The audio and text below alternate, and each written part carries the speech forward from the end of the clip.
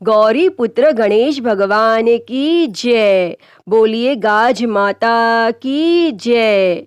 प्रिय भक्तजनों, भादो मास की शुक्ल पक्ष की द्वितीया या अनंत चतुर्दशी या किसी भी शुभ दिन पर गाज माता का व्रत किया जाता है। हिंदू मान्यता के अनुसार गाज का व्रत एवं पूजन करने से अन्न, धन और संतान की प्राप्ति होती है। इस व्रत को पुत्र संतान प्राप्ति और उसकी कुशलता के लिए भी किया जाता है। हिंदू मान्यताओं के अनुसार पुत्र जन्म होने या पुत्र का विवाह होने पर गाज का व्रत एवं उद्यापन अवश्य करना चाहिए और इस दिन व्रत करके गेहूं के दाने हाथ में रखकर गाज माता की कहानी सुननी अथवा कहनी चाहिए।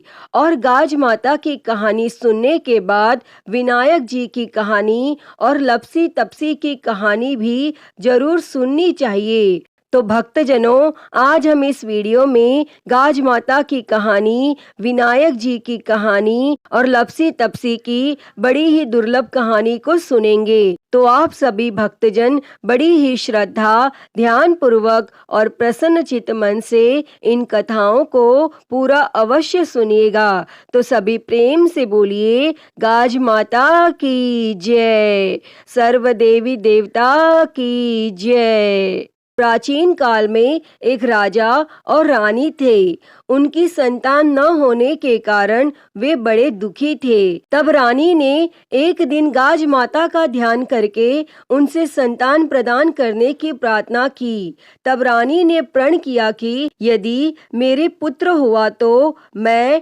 भाद्रपद मास में गाज माता का व्रत एवं पूजन करूंगी और हलवे की कढ़ाई करूंगी। तब गाज माता की कृपा से रानी गर्भवती हो गई और उसे पुत्र की प्राप्ति हुई। लेकिन दुर्भाग्यवश रानी भाद्रपद मास में गाज माता का व्रत एवं पूजन करना और हलवे की कढ़ाई करना भूल गई और तब यह देखकर गाज माता रानी पर क्रोधित हो गईं और उन्होंने पालने में सोते हुए रानी के पुत्र को आंधी से उड़ाकर एक भील भीलनी के घर पहुंचा दिया।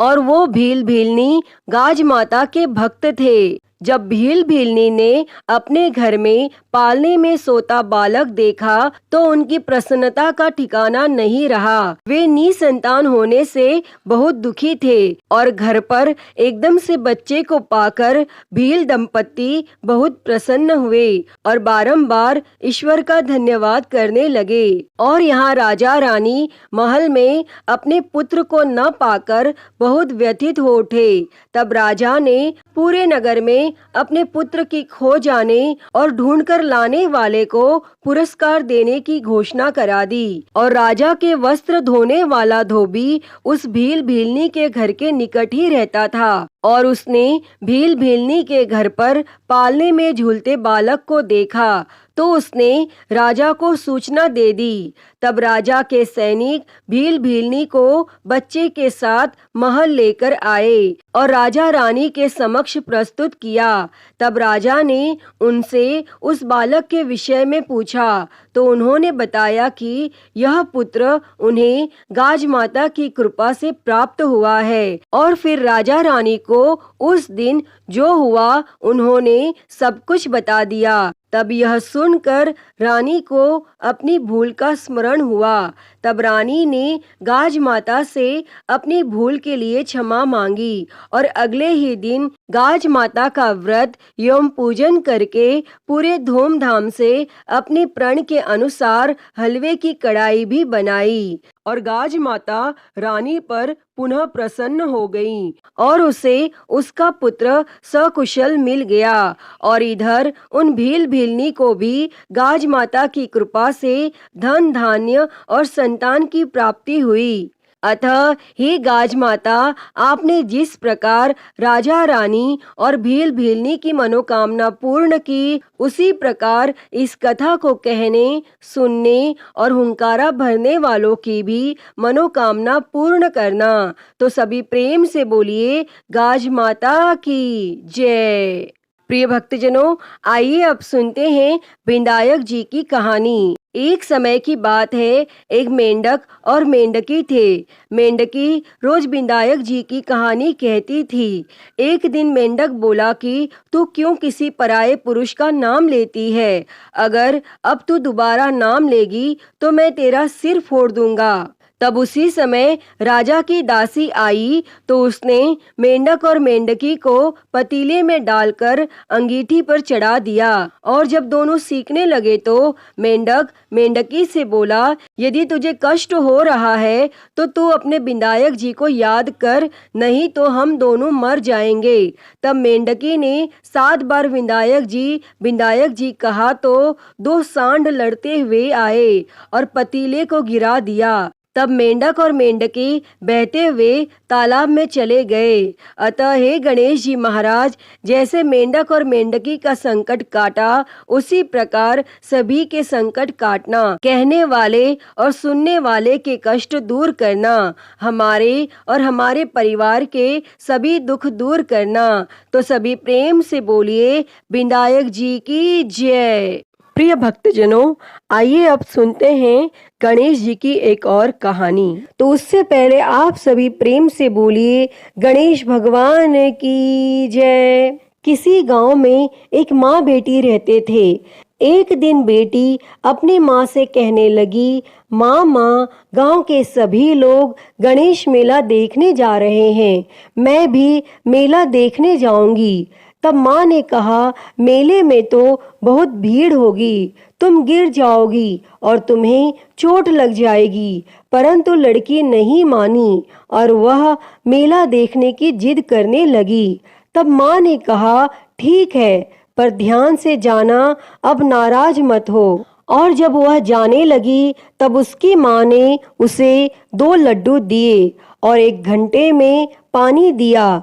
माँ बोली, 1 लड्डू और थोड़ा सा पानी गणेश जी को दे देना और दूसरा लड्डू, बाकी बचा हुआ पानी तुम पी लेना। और फिर लड़की लड्डू और पानी लेकर मेले में चली गई।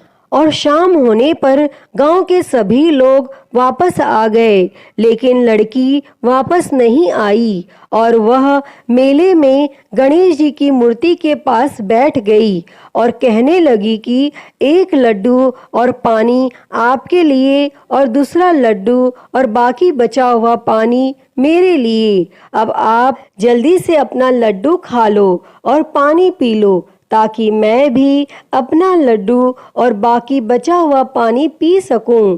और इस तरह कहते कहते पूरी रात बीत गई और गणेश भगवान सोचने लगे कि अगर मैंने यह लड्डू नहीं खाया और पानी नहीं पिया तो यह लड़की अपने घर नहीं जाएगी। इसीलिए गणेश भगवान एक छोटे से लड़के के वेश में आ गए और उन्होंने उस लड़की से 1 लड्डू लेकर खा लिया और साथ ही थोड़ा सा पानी भी पी लिया।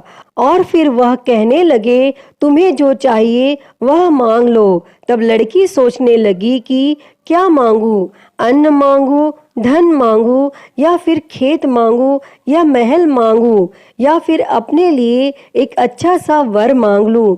मुझे तो कुछ समझ नहीं आ रहा है। और वह सोच ही रही थी कि गणेश भगवान उसके मन की बात को जान गए और उन्होंने लड़की से कहा, तुम अपने घर जाओ, जो भी तुमने अपने मन में सोचा है वह सब तुम्हें मिल जाएगा। और फिर वह लड़की अपने घर चली गई। और जब वह घर पहुंची तो माँ ने पूछा, इतनी देर कहाँ हो गई? तब लड़की बोली, आपने जैसा कहा था मैंने वैसा ही किया। मैंने 1 लड्डू और थोड़ा सा पानी गणेश जी को पिला दिया और दूसरा लड्डू और बचा हुआ पानी खुद पी लिया। और उसके इतना कहते ही लड़की ने जो सोचा था वह सब उसे मिल गया। अतः हे गणेश भगवान जी, जैसे आपने उस लड़की और उसकी माँ पर कृपा की, वैसी ही कृपा इस कहानी को कहते, सुनते और हुंकारा भरते सब पर करना।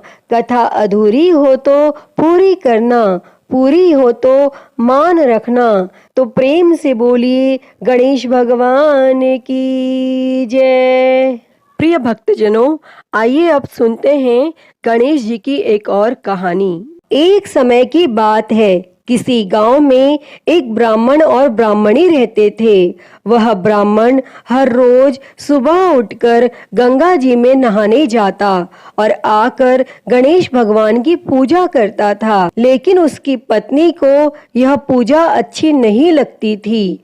वह हर रोज ब्राह्मण से कहती कि तुम सुबह सवेरे ही पूजा करने बैठ जाते हो और मैं घर का काम काज झाड़ू बुहारी कब करूं। लेकिन वह ब्राह्मण उसकी बात को अनसुना कर देता। एक दिन ब्राह्मण गंगा जी में नहाने गया। पीछे से उसकी पत्नी ने भगवान गणेश जी की मूर्ति को छिपा दिया। तब ब्राह्मण ने आकर पूछा, मेरी गणेश जी की मूर्ति कहाँ गई? तब ब्राह्मणी ने कहा, मुझे नहीं पता कि आपकी मूर्ति कहाँ है। और उस दिन ब्राह्मण ने खाना नहीं खाया और कहा, मैं तो गणेश भगवान की पूजा करके ही खाना खाऊंगा। ब्राह्मणी ने ब्राह्मण को बहुत समझाया कि खाना खा लो, पर ब्राह्मण ने खाना नहीं खाया और वह रोने लग गया। और दोनों को लड़ते झगड़ते देखकर गणेश जी की मूर्ति हंसने लगी। तब ब्राह्मणी ने गुस्से में आकर कहा, तुम्हारी मूर्ति वहां पर पड़ी है। और मूर्ति के मिलने पर ब्राह्मण ने गणेश भगवान की पूजा की और उसकी पूजा से प्रसन्न होकर भगवान गणेश जी बोले, मेरी सेवा करते करते तुम्हें बहुत दिन हो गए, जो तुम्हें चाहिए वह मांग लो। तब ब्राह्मण ने कहा, अन्न मांगू, धन मांगू, जितना दुनिया में सुख है सारा मांगू। तब गणेश भगवान ने ब्राह्मण को धन धान्य और सारा सुख प्रदान किया। और फिर से ब्राह्मण गणेश भगवान की मूर्ति को मंदिर में रखकर पूजा करने लगा। और तब धन धान्य से भरपूर होने पर ब्राह्मणी के मन में भी गणेश भगवान के लिए श्रद्धा पैदा हुई। और फिर वह ब्राह्मण को बोलकर गणेश भगवान की मूर्ति घर ले आई और दोनों पति पत्नी खूब प्रेम से भगवान गणेश की पूजा करने लगे। अतः हे गणेश महाराज जी, जैसा आपने ब्राह्मण और ब्राह्मणी को दिया, वैसा ही इस कहानी को कहते, सुनते और हुंकारा भरते सब किसी को देना। कहानी अधूरी हो तो पूरी करना।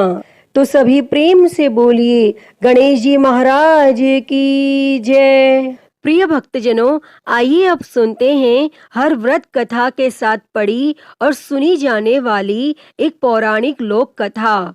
इस कथा के अनुसार एक लपसी था और एक तपसी था। तपसी हमेशा भगवान की तपस्या में लीन रहता था और लपसी रोजाना 1.25 सेर की लापसी बनाकर भगवान को भोग लगाकर जिम लेता था। और एक दिन दोनों लड़ने लगे। तपसी बोला, मैं रोज भगवान की तपस्या करता हूँ, इसीलिए मैं बड़ा हूँ। लपसी बोला, मैं रोज भगवान को 1.25 सेर लापसी का भोग लगाता हूँ, इसीलिए मैं बड़ा हूँ। तब उसी समय नारद जी वहां से गुजर रहे थे और दोनों को लड़ता देखकर तब उनसे पूछा कि तुम क्यों लड़ रहे हो। तब तपसी ने खुद के बड़ा होने का कारण बताया और लपसी ने अपना कारण बताया। तब नारद जी बोले, तुम्हारा फैसला मैं कर दूंगा। और फिर दूसरे दिन लपसी और तपसी नहाकर अपनी रोज की भक्ति करने आए। तो नारद जी ने छुपकर 1.25 करोड़ की एक अंगूठी उन दोनों के आगे रख दी। तपसी की नजर जब अंगूठी पर पड़ी तो उसने चुपचाप अंगूठी उठाकर अपने नीचे दबा ली। और जब लपसी की नजर अंगूठी पर पड़ी लेकिन उसने ध्यान नहीं दिया और भगवान को भोग लगाकर लापसी खाने लगा। तब नारद जी सामने आए तो दोनों ने पूछा कि कौन बड़ा? तो नारद जी ने तपसी से खड़ा होने को कहा। वो खड़ा हुआ तो उसके नीचे दबी अंगूठी दिखाई पड़ी। तब नारद जी ने तपसी से कहा, तपस्या करने के बाद भी तुम्हारी चोरी करने की आदत नहीं गई, इसीलिए लपसी बड़ा है और तुम्हें तुम्हारी तपस्या का कोई फल भी नहीं मिलेगा। तब तपसी शर्मिंदा होकर माफी मांगने लगा। तब उसने नारद जी से पूछा, मुझे मेरी तपस्या का फल कैसे मिलेगा? तब नारद जी ने कहा, यदि कोई गाय और कुत्ते की रोटी नहीं बनाएगा तो फल तुझे मिलेगा। यदि कोई ब्राह्मण को भोजन करवाकर दक्षिणा नहीं देगा तो फल तुझे मिलेगा। यदि कोई साड़ी के साथ ब्लाउज नहीं देगा तो फल तुझे मिलेगा।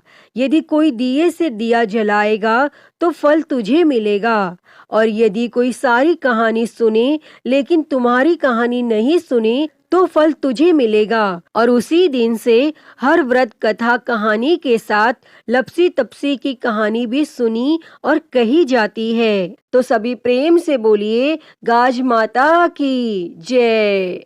प्रिय भक्तजनों, तो मैं उम्मीद करती हूँ कि आपको आज की यह कथा पसंद आई होगी और अगर वीडियो अच्छी लगी हो तो इसे लाइक करें, ज़्यादा से ज़्यादा शेयर करें और कमेंट बॉक्स में गाज माता की जय लिखना ना भूलें और हरिहर भक्ति चैनल को सब्सक्राइब कर नोटिफिकेशन बेल को ज़रूर ऑन कर लें। हर हर महादेव। धन्यवाद।